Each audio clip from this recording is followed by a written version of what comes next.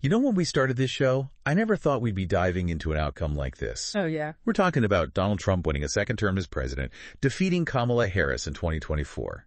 You sent over a whole stack of sources. Yeah. And honestly, the more I read, the more questions I have. Yeah. So let's dive in and try to understand how this happened, what it reveals about America, the Democrats, and maybe even the whole global political scene. It's not just that he won, it's how he won. We're not talking about a squeaker of an election. Oh. Trump won both the Electoral College and the popular vote. Okay, that right there already throws me for a loop. I mean, we're talking about a candidate with, shall we say, a colorful past, Right. January 6th, Right. felony convictions, policy proposals that had a lot of folks worried. You'd think that would have turned voters away. You're a head scratcher. So where do we even begin to unpack this? Let's start with something that surprised me.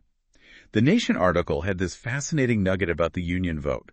Apparently, union voters were one of the FUW groups that didn't swing towards Trump. Their support for Harris was even higher than it was for Biden in 2020. That's a key point. It tells us that traditional Democratic strongholds, at least those represented by unions, held firm. But, and this is where it gets really interesting, Harris lost ground among non-union working class voters. That's where Trump seems to have made some serious gains. So does this mean that the Democrats are losing their connection with the working class? I mean, isn't that supposed to be their base? It definitely raises that question. And it leads us to another point, this idea of deliverism that the Vox article brought up. This idea is sometimes called deliverism, that if you pass good policies, voters will automatically reward you at the polls. But is it really that simple? The Democrats passed major legislation during Biden's term. Infrastructure, pandemic relief. Did they overestimate how much voters actually understood or cared about those accomplishments? Because let's be honest, most people aren't exactly reading through every line of every bill. Right. Did the Democrats just assume that voters would connect those positive outcomes with their vote? That's a real possibility. Political scientists often argue that voters, by and large, don't grasp the nuances of policy, or even give credit to the right party for positive changes. You mean, like, they might benefit from a program but not even realize which party put it in place? Exactly. They cite examples like the Obamacare Medicaid expansion, huge tangible benefits for millions. But when it came to voting behavior, the impact was surprisingly minimal. Okay, so what are we saying here? Policies just aren't enough.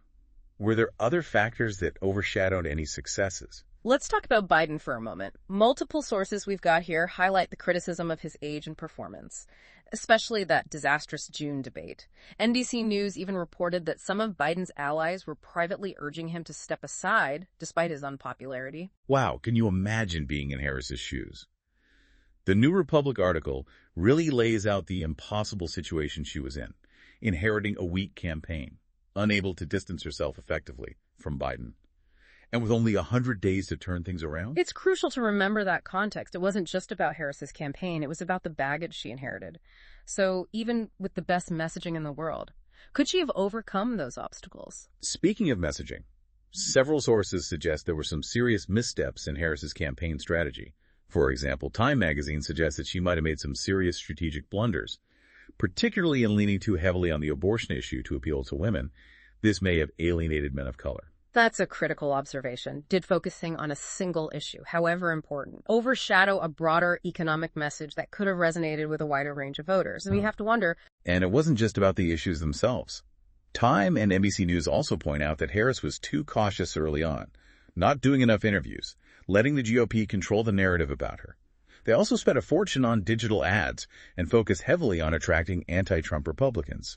Was that really the right move? These are all excellent questions. Was this strategy truly effective in reaching and persuading the voters she needed? Or did it miss the mark with an electorate that was disillusioned and looking for concrete solutions to their very real economic anxieties? Then there's this intriguing detail from NBC News about what they called Harris's brat summer. Remember that? Oh, yeah. A surge of excitement early on. But it seemed to fade fast. Did the campaign fail to capitalize on that initial momentum? Were there missed opportunities, like that whole Joe Rogan podcast invite, to connect with voters in a different way? The Rogan situation is a particularly interesting example. It speaks to the challenges of navigating media and reaching specific demographics in the modern age. Did the campaign prioritize the right platforms and voices? That's something to consider. Okay, now get ready for this head scratcher from the Fortune article. Missouri voters simultaneously approved a $15 minimum wage.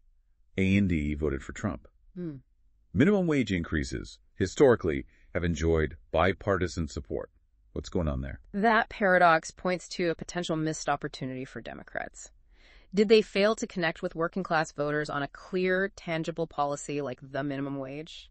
It's like voters wanted that change, but maybe they just didn't believe that the Democrats would actually deliver on it, despite their rhetoric. That's certainly possible. It speaks to a deeper issue of trust, or rather a lack thereof, in the political system. Voters may support a policy in principle, but not actually believe that any party will effectively implement it. So we've got these internal campaign dynamics, policy versus perception, and a potential disconnect with working-class voters. But let's zoom out a bit. The New York Times article by David Wallace Wells brings in a global perspective. He points out that the Democrats have basically dominated American politics for a generation. 12 of the last 16 years in the White House. And he talks about this global trend of voters rejecting established parties, especially after economic crises and, the whole pandemic experience. Did that establishment label, despite all the liberal accomplishments, actually become a liability for Democrats? Does it fuel a desire for change, even if that meant a return to Trump? Because, let's be honest, sometimes people just want to shake things up, even if it means taking a risk. Exactly. The desire for change can be incredibly powerful, even overriding concerns about a candidate's past or their potential future actions. Now, here's a critique from Bhaskar Sunkara in The Guardian. He argues that the Democrats lean too heavily on what he calls identitarian rhetoric, appealing to voters based on race and gender. And to be clear, he's not saying those issues aren't important, but he's suggesting that this approach may have actually alienated the very working-class voters that the Democrats needed to win over. So could you give us a concrete example of what identitarian rhetoric might sound like? Imagine a campaign speech that focuses heavily on the struggles of a specific racial or ethnic group, highlighting their unique experiences with discrimination or injustice. It might emphasize the need for representation and policies tailored to their particular needs. While this can be powerful and necessary, Sunkara's argument is that it could come at the expense of a unified economic message that resonates across racial and gender lines. Interesting. And he backs this up with data from WTOP News, showing a significant drop in support among non-college educated voters of color, particularly Latinos, compared to Biden's performance in 2020. Did this approach obscure a message of economic unity that could have resonated more broadly? That's a key question. And it ties back to what we were discussing earlier about the potential disconnect between policy and perception. Okay, so we're seeing multiple layers here. Potential strategic errors, a disconnect between what was done and how it was perceived, broader political trends, and maybe even a fundamental shift in how voters are making decisions. This is a lot to unpack. And we're just getting started. What's crucial to understand is that this election wasn't just about Harris's campaign. It reflects these deep-seated anxieties, a desire for change, and a distrust of the establishment that Democrats, for whatever reason, failed to address convincingly. So it sounds like we need to dive even deeper into this idea of a disillusioned electorate.